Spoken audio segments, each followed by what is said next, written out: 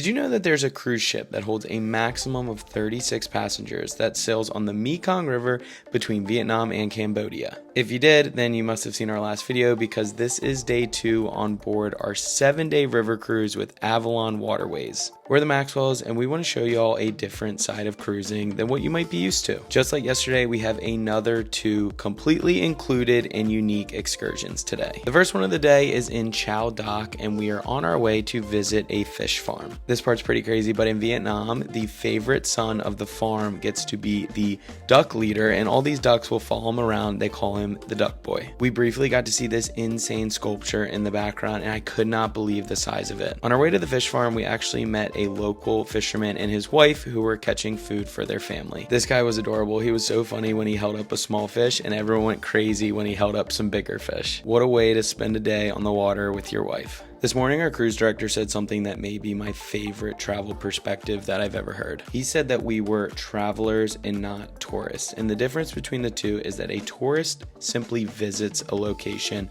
but a traveler is immersed in the 5 senses. Basically, we're not only seeing these places, but we're also tasting the local food and experiencing the true culture, talking to these people. It's just such a cool way to think about it. I got a kick out of this one because they're actually hosting a pickleball tournament here this summer. When we were in South Africa, I got to play paddle, which was like the most fun sport I've ever played, but I had no idea that pickleball has also made its way over to Asia. After a wet market visit, it was time to get back on board for lunch and coffee. 2 minutes. We've had these for 2 We had them minutes. for 10 minutes. No. Which was immediately followed by our second excursion of the day to Long Kong, also known as Mango Island. This is one of my favorite villages that we visited so far. Back to the traveler versus tourist comparison, I think this is what our cruise director was talking about. The 36 people from the Avalon Saigon got dropped off on Mango Island.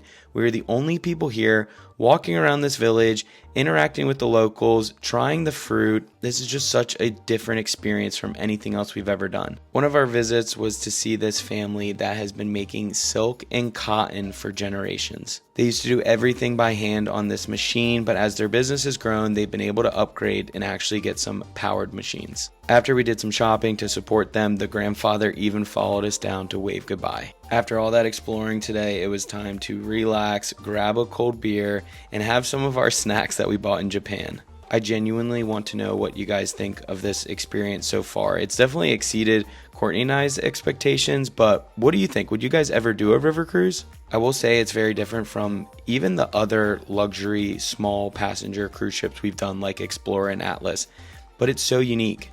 It's only day 2, but I'm really enjoying the pacing of it all. I feel like it's been a